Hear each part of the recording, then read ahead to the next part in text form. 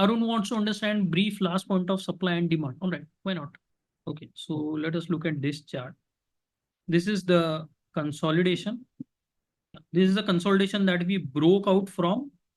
Then what happens? We leave behind this HVN, form a higher HVN, come back, try to repair this. This is not broken. This is our last point of demand. Then market goes higher. Now this HVN becomes our last point of demand, higher HVN.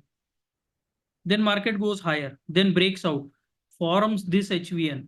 Now this HVN becomes our last point of demand. Market goes higher and forms no value. Last point of demand is still this. Okay. Then market forms value area at higher prices. This becomes our last point of demand. So now our last point of demand is this, and it is just developing sideways development here. If we break out from here, this will become last point of demand. If we break out and form value. Make sense? Till that time, this is our last point of demand. Exactly opposite will be last point of supply. So if I have a down move, so let's say this was the range. Now we broke from the range, broke down. This is last point of supply. But actually you can combine everything and the composite HUN will be last point of supply. Then we develop value area lower. This becomes last point of supply. Then we develop a little value area, go down, develop another value area lower. Now this becomes last point of supply. Another value area lower, last point of supply goes lower.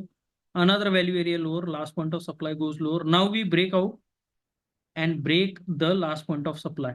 This is where the market structure has shifted, or the directional bias has shifted to up. Okay. Now see what happens. It does not mean that market has reversed. All right. Just that the directional bias is now up. So this is our last point of demand. Market does all kinds of sideways things. No clarity, no clarity. Then goes lower, forms a lower value area, right?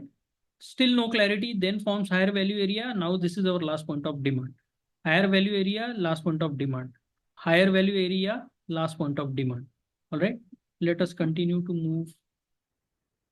Again, higher value area. All right. Last point of demand. And now see what happens. We break the last point of demand here. Okay. Now the directional bias has changed in the short term. Let us see what happens. It goes a little lower. Never really forms a lower value area, only forms a sideways consolidation. And this was the part of that absorption of supply, right? And then it goes higher. And again, this we just discussed. So that is how you should, monitor last point of supply and demand. And again, this is Bank Nifty. So this was our last point of supply and it was broken and then we continue to move high. Make sense? So this is where the directional bias changed.